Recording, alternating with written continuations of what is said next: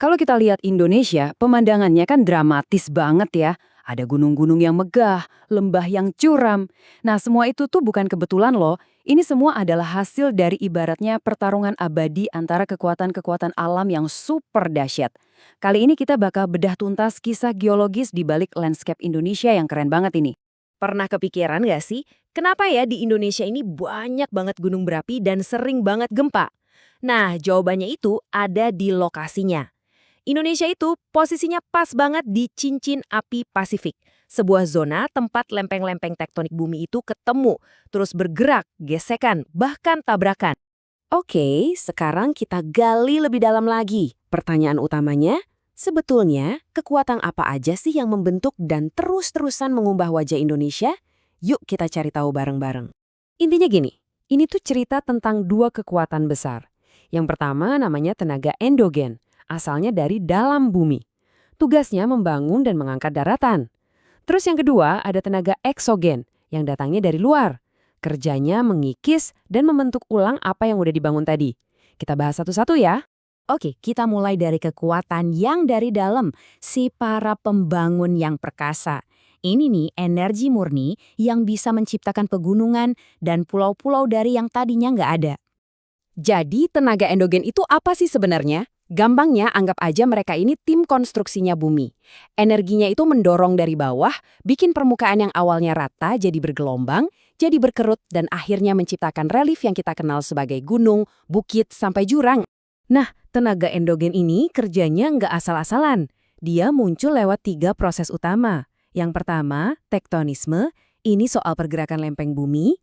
Terus ada vulkanisme, atau semua aktivitas gunung berapi. Dan yang terakhir, seisme, yang kita lebih kenal sebagai gempa bumi.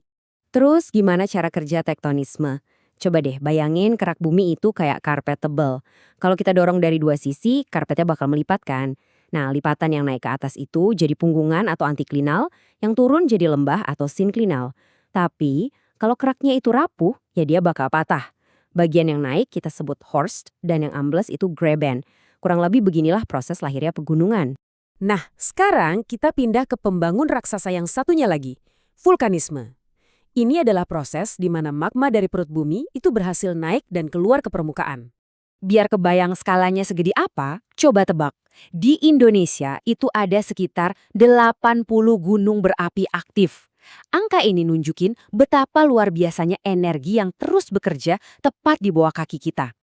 Alam itu sering banget kasih kita sinyal sebelum ada letusan besar. Para ilmuwan dan penduduk lokal biasanya waspada banget sama tanda-tanda ini.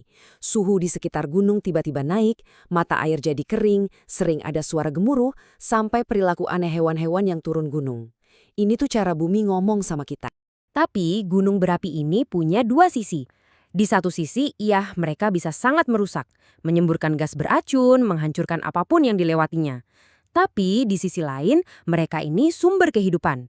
Tanah bekas letusan itu subur banget, materialnya bisa jadi bahan bangunan, dan panas buminya bisa jadi sumber energi. Bener-bener pedang bermata dua.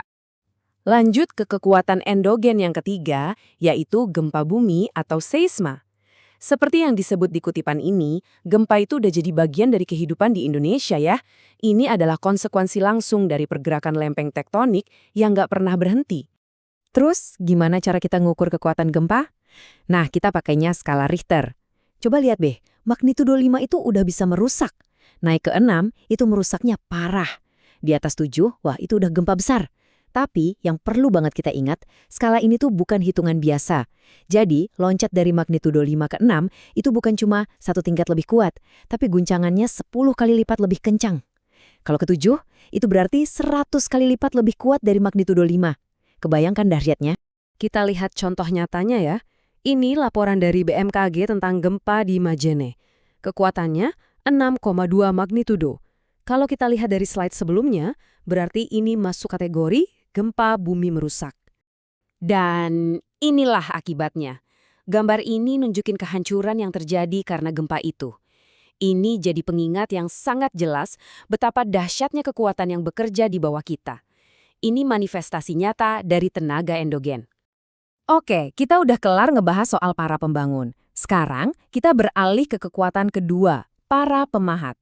Mereka ini yang kerja non-stop di permukaan, ngerombak apa yang udah susah payah dibangun sama tenaga endogen. Jadi tenaga eksogen ini bisa kita sebut sebagai tim renovasi dan pembongkarannya alam. Sumber energinya dari luar bumi, kayak matahari yang menggerakkan angin dan siklus air. Tugas mereka itu meratakan semua tonjolan yang udah dibuat sama tenaga endogen. Prosesnya itu bisa kita bagi jadi 3 langkah simpel. Pertama, ada pelapukan. Bayangin aja panas matahari dan hujan pelan-pelan bikin batu gede jadi retak-retak. Terus yang kedua, erosi. Nah, air hujan atau angin datang buat ngangkut serpihan-serpihan kecil tadi. Terakhir, sedimentasi. Semua serpihan itu akhirnya diendapkan di tempat yang baru, mungkin di dasar sungai atau laut, dan membentuk lapisan baru di sana. Siapa aja sih agen-agen erosi ini? Wah, banyak. Ada air sungai yang nggak pernah capek mengukir lembah. Ada angin yang nerbangin pasir sampai bisa memahat batu jadi bentuk-bentuk yang aneh.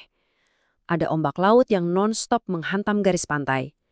Bahkan di puncak tertinggi Indonesia, Puncak Jaya, ada gletser yang pelan-pelan mengikis batuan di bawahnya. Nah, jadi gimana kedua kekuatan raksasa ini berinteraksi? Sekarang kita coba satuin semuanya buat melihat sebuah siklus yang nggak akan pernah berhenti. Jadi, kesimpulannya begini. Tenaga endogen itu mendorong ke atas, bikin gunung dan pulau. Tapi, begitu daratan baru itu muncul, tenaga eksogen langsung mulai bekerja, mengikisnya, lalu membawanya lagi ke laut. Pertarungan abadi antara membangun dan merombak inilah yang menciptakan pemandangan spektakuler yang kita lihat sekarang ini. Nah, sebagai penutup, coba kita pikirkan ini deh. Landscape Indonesia itu kan nggak pernah diam ya. Ibaratnya ini cerita yang nggak ada habisnya, ditulis terus-menerus sama api dan air. Pertanyaannya, gimana sih hidup di atas tanah yang dinamis banget kayak gini bisa membentuk budaya, ketahanan, dan bahkan karakter sebuah bangsa dan masyarakatnya? Nah, itu dia, sesuatu yang menarik banget buat kita renungkan bersama.